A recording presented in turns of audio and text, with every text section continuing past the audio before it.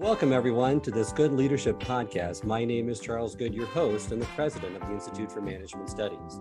This podcast is designed to provide you with actionable insights and tools that you can use from discussing the research, stories, and background from recognized experts and practitioners to accelerate your impact in your current role. Well, welcome to this episode of the Good Leadership Podcast. I'm glad to be joined once again by Dr. Jeanne Porter King, who is an author, consultant, pastor, and leadership coach specializing in women's leadership. She's a trusted teacher and guide who has taught leadership in both the undergrad and seminary levels. And Dr. Porter King is also the founder and president of the Transporter Group, a consulting company focused on leadership development. She's passionate about developing existing leaders and emerging women leaders, and her goal is really to encourage and empower more Black women to lead well. And she has a great book coming out called Leading Well that's going to be the focus of today's episode. Welcome to the program, Jeanne. Thank you, Charles. It's always good to be on your podcast and to be a part of the IMS team. Wonderful. Well, we thank you for your continued support and service to IMS. And I think this is your third time on the podcast, and I'm excited to get into your major topics and themes with your new book, Leading Well. So tell us a little bit more about your story and why you decided to write Leading Well. Oh, awesome. I've been doing leadership and organizational development consulting for 30 years now and have been an organizational development or organizational effectiveness consultant in a number of Fortune 100 companies. So I was passionate and have been passionate about studying leadership, practicing leadership, and developing leaders. And so for the last, since almost 20 years, since 2004, I've focused on developing women leaders.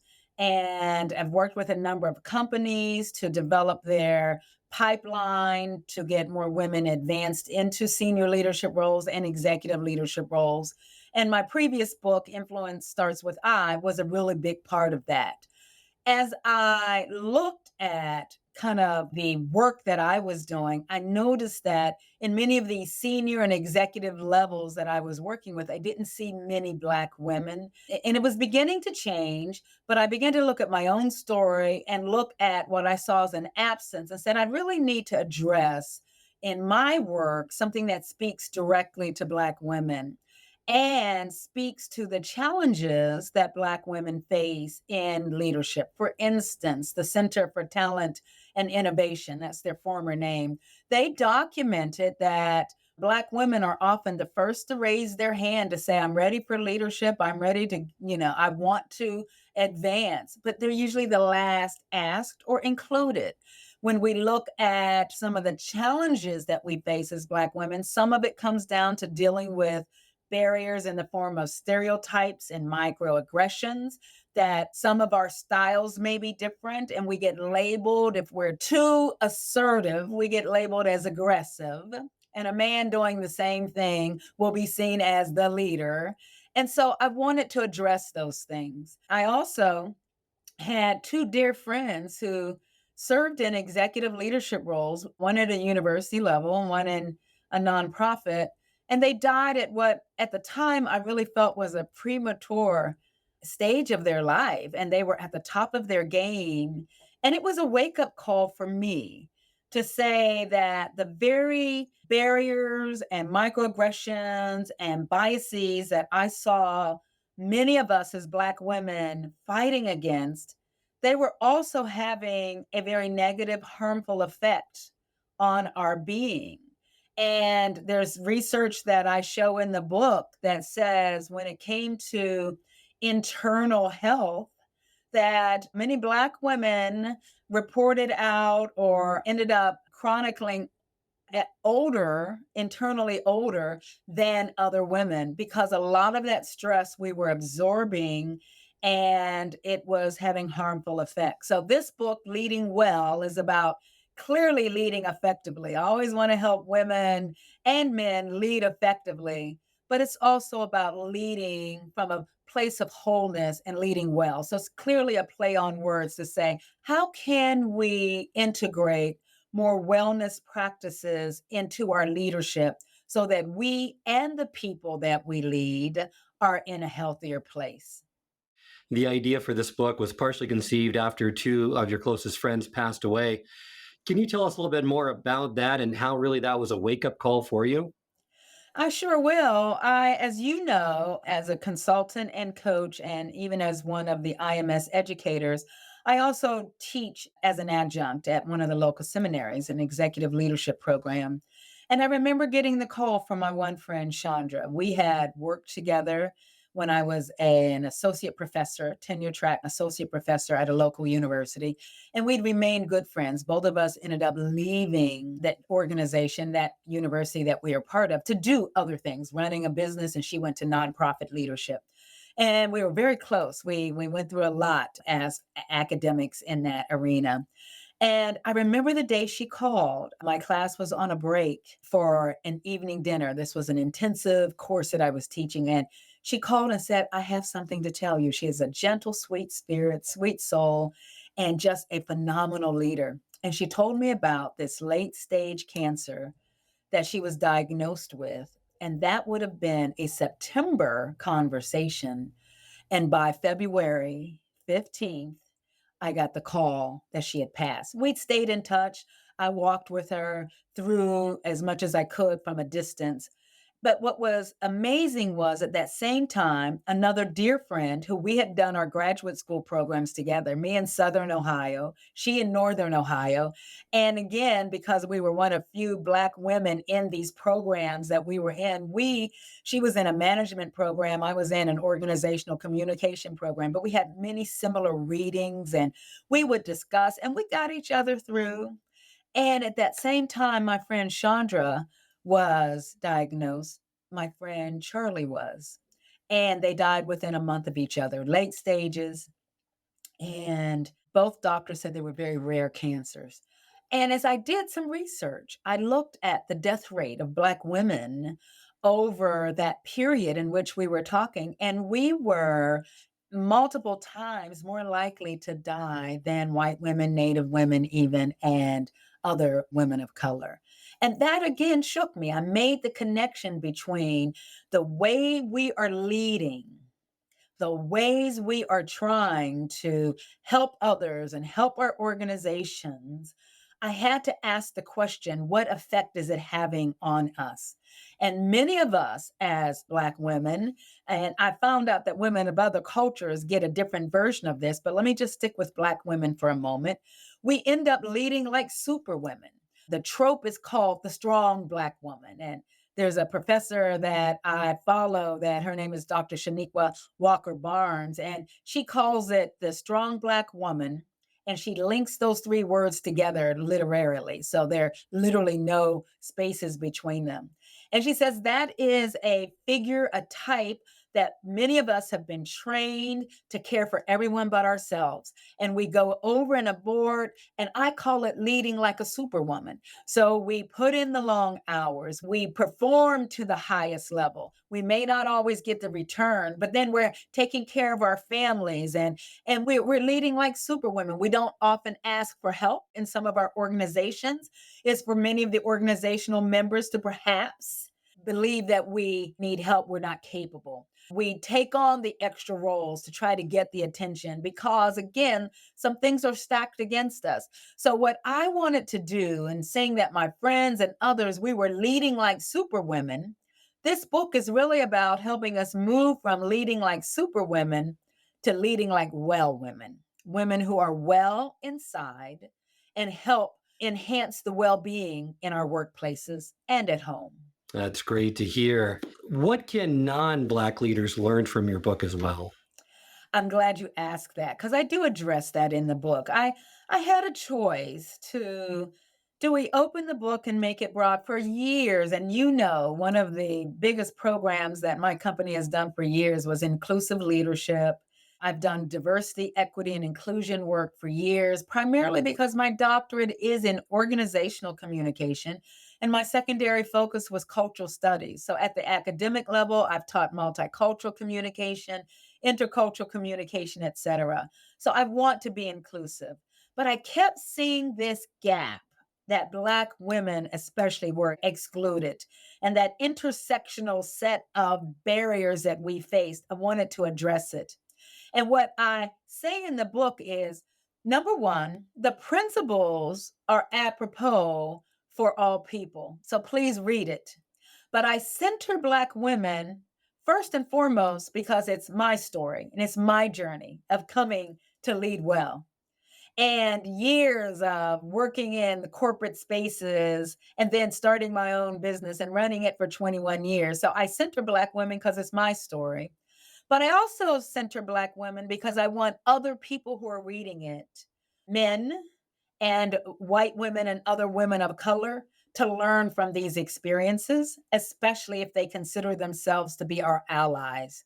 Because together, I think when we look at the people who, in many ways, have been the most excluded because of race and gender, that intersection of race and gender, if we as allies or they as allies can get on board, I think we all can lead more effectively, but do it in a way that we have fewer harmful effects for all of us. That's very well said, and I agree with you. No one can tell your story better than you can, and what a powerful story you have to state as well that will help everyone and hopefully bring a more inclusive culture. I'd like to kind of talk a little bit about the spiritual wellness piece and how important that is as a leadership quality. You know my story, and you know that I've always integrated my faith into my leadership practices and my leadership development. Spirituality is a core component of many of our identities. And even with me, I may not have always used God language in my programs, but my programs were always informed by an ethical principle of doing the right thing and of this communal building up one another, working together for the good of all. And those are spiritual principles and practices. So the spiritual wellness is really about the core of who we are as humans. It's not necessarily anyone's particular religious background, but it is about that human spirit thriving and being successful. And what I did, and this is from my own faith tradition, when I researched a number of the wellness dimensions, there's typically six, nine, or 12 dimensions from emotional well being, mental well being, physical well being, vocational or occupational, and you name them. Spiritual well being or spirituality is one of six, nine, or 12, depending on the model.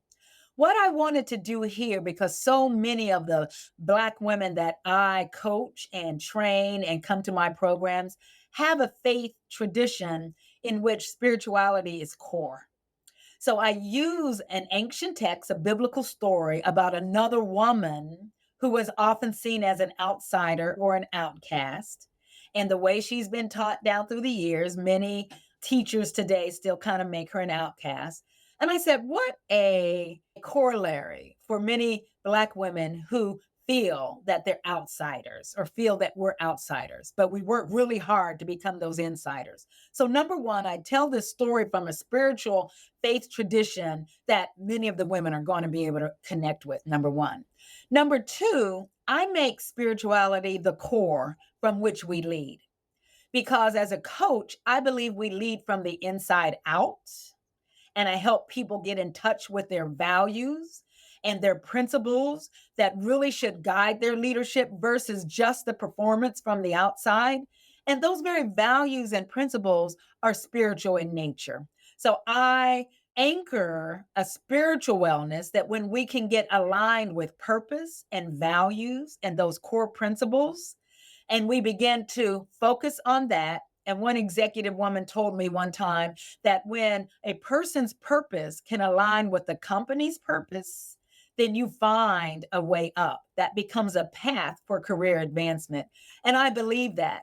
But so many women that I had trained down through the years, there was something that they were so busy trying to meet the outside metric, show up and get the job done, prove that they belonged there. To me, that said, then there was something missing, that the core of identity, worth, and value had to start within on a firm foundation that was not based on external metrics. Well, you're right. You lead from the inside out, and your character is really determined, like you said, by your ethical, moral, and spiritual convictions and values. So that's really the starting place for any transformative change with anyone.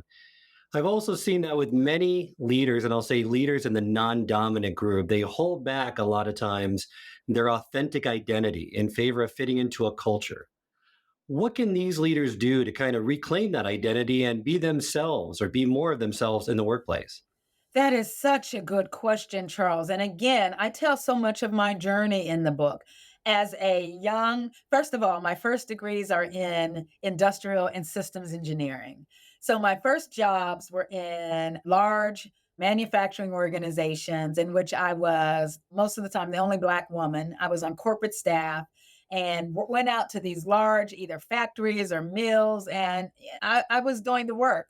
Only thing I knew to do was try to fit in to the standards that were there. In fact, I just put on Instagram recently that in one of my business courses before I got my doctorate, one of the professors basically coached us and said, when you get into your first jobs, you need to align with the leaders that are there, match them. And basically, it was a message of assimilation. And I remember in those early days as this young Black woman, and oh, the other word he said is make sure you check your differences at the door.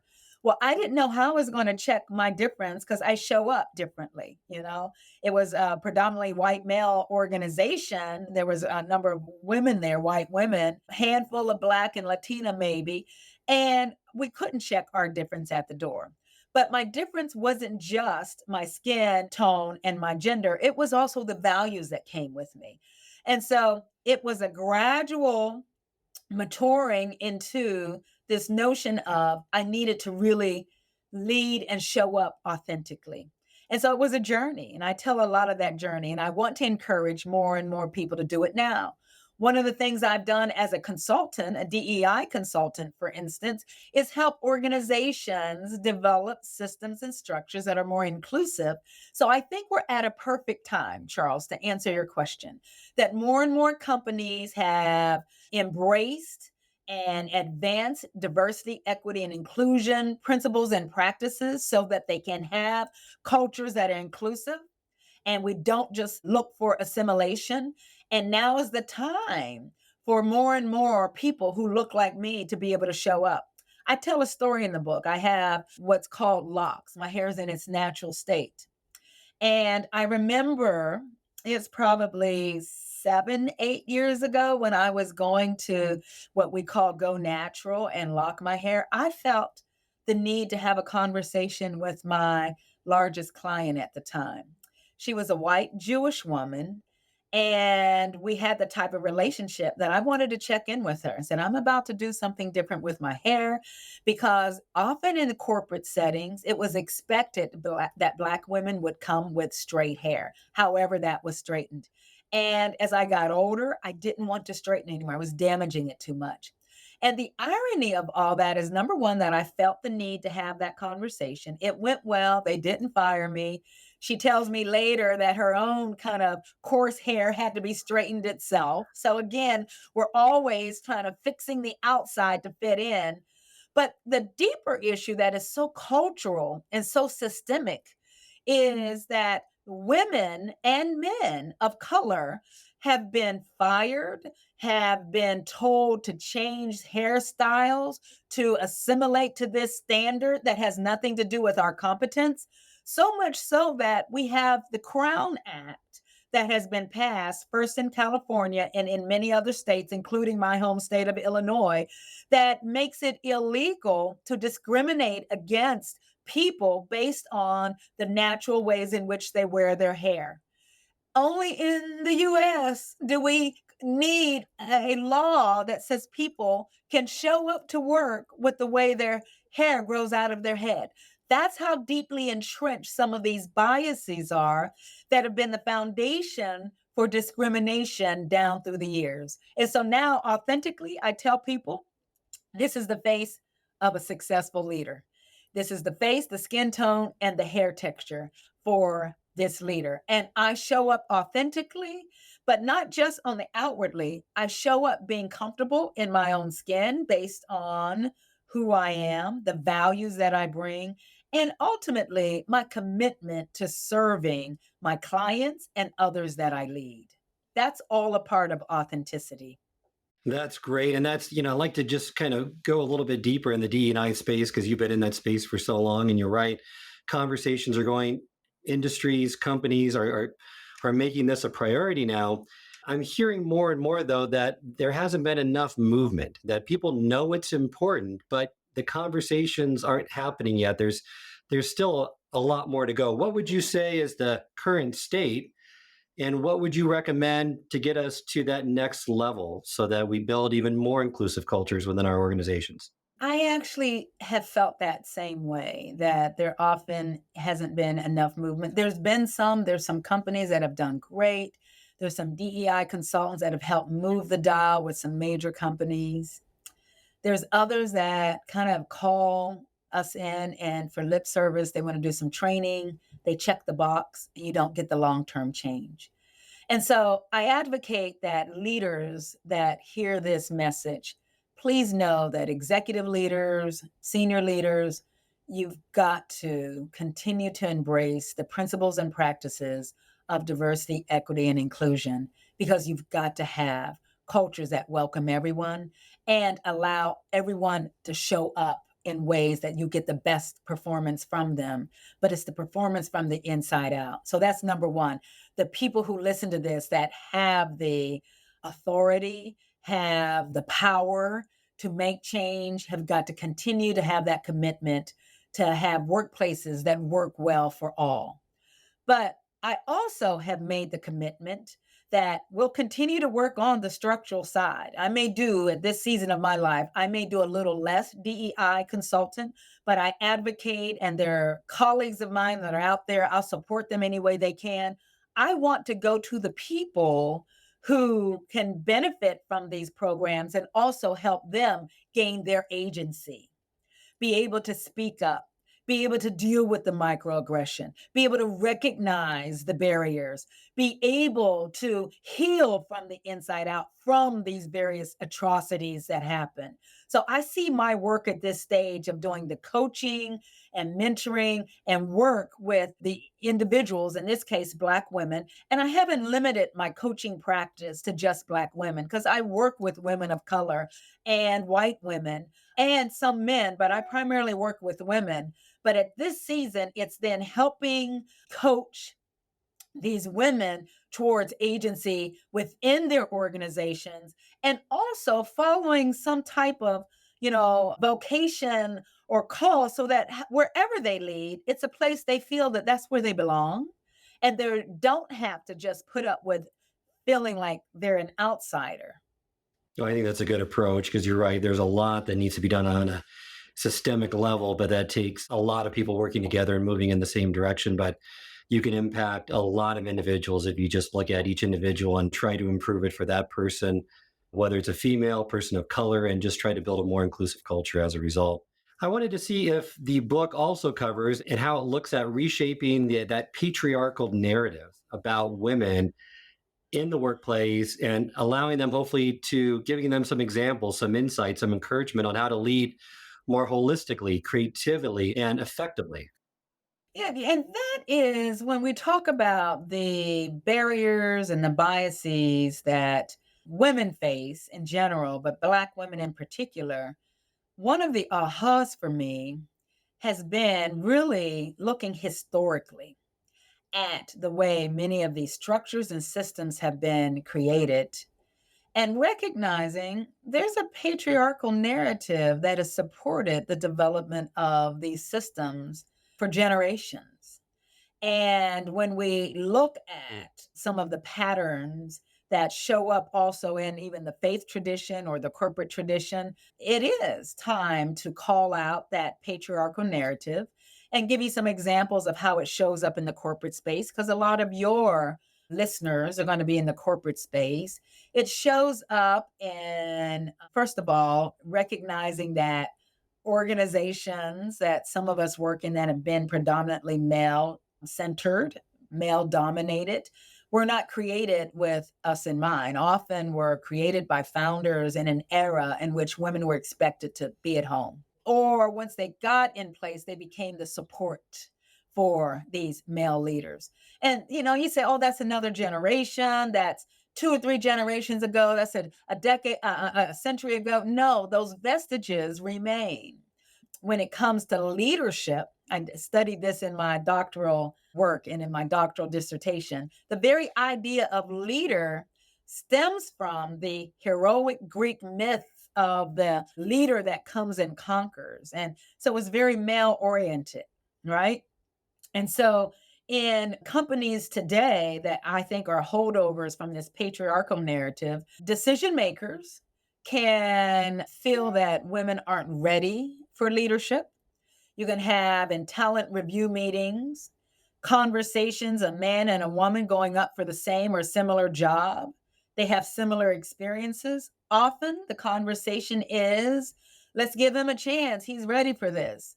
With her, she needs to prove and demonstrate herself some more, demonstrate her competency some more. Or let's ask her, is she ready for it? Or she has commitments at home, or she's a working mother. And all those are conversations that leave the woman out of the decision making. Ask her about her, if she's ready to take it on. But it assumes that, again, women aren't ready. The other thing that I've seen is this whole notion of women not being tracked into, for instance, profit and loss leadership roles, that women are still tracked into support roles. And Catalyst Inc. did the research on that 20 years ago. And their white paper is called Women Take Care, Men Take Charge. And you say, oh, that's 20 years ago.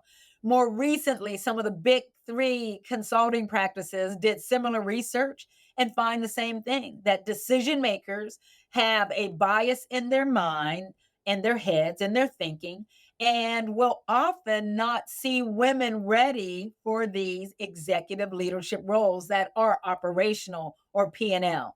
But they will track them into support roles such as HR. Nothing wrong with HR. That's where I spent most of my life. But we should have choices and competencies.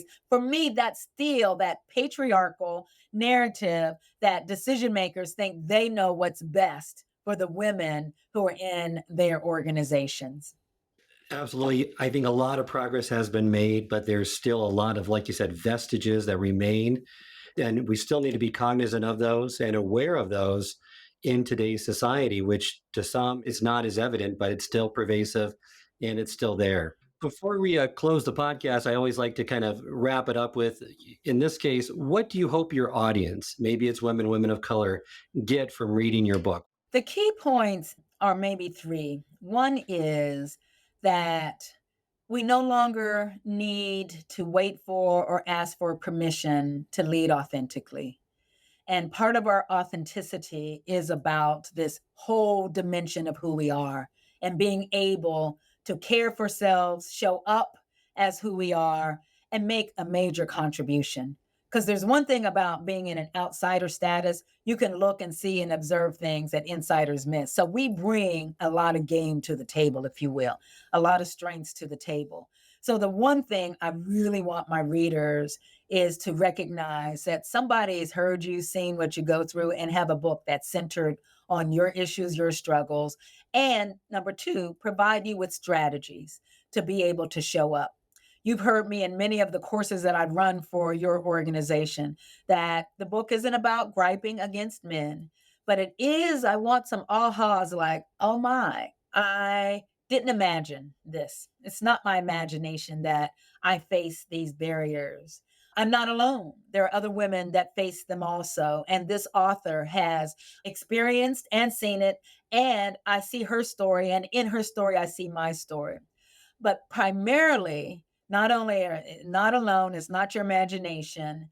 You have strategies, and those strategies are in the book. And it comes with a distinctive that I believe will resonate with Black women that says our spirituality is as much a part of who we are as leaders as our race, our gender, our age, our generation, etc. And in this age of DEI, I think this notion of spirituality has to be a major dimension around inclusion today. So I want them to take away, that empowerment. And I also want them to build community, that there are other women who have like experiences, and whether they read it together. I'll have programs that I would invite your listeners to reach out to me that will be based on this book, that creating these communities, because I want to start this movement of leading well, that leaders, we don't have to pay the price that some entities have expected us to pay, and we don't have to pay with our lives. But instead, we can heal, become whole, and lead in ways that are helpful for ourselves and for those that we lead in the organizations that we're part of, or the organizations that we choose to start, to found, to organize, because we do have a lot of gifts to offer, and it is our time. Very well said. And it's a powerful book. I encourage all of you to pick up your copy when it's available. Jeanne, thank you so much for joining me today. Tell our audience where they can go and connect with you and purchase a copy of Leading Well. Awesome. Thank you, Charles. Well, first of all, it publishes on August 15th. So the best way to get it will be to go to Amazon.com or any bookseller that they are most comfortable with. So it's in all the national booksellers. And they can keep in touch with me on Instagram, Dr. Jeanne Porter King. And my name, Jeanne, is Jeanne, Dr. Jeanne Porter King. Or on my website, they'll see the programs that I offer, drjeanneporterking.com. And if they so choose, all the social media platforms I'm on, would love to stay in touch. LinkedIn, Dr. Jeanne Porter King. And so I think we've named them all: Instagram, Twitter, Facebook, LinkedIn, and then obviously my website, drjeanneporterking.com. We'd love to hear from your listeners. If you enjoyed this episode, I encourage you to share with others and post about it on social media. You can also go to our YouTube channel, which has video recordings of all the episodes of this podcast, along with bite-sized segments called single servings that are designed to answer your most pressing leadership and management questions. Remember, until next time, it's not what you know that counts, but what you do consistently that makes a difference.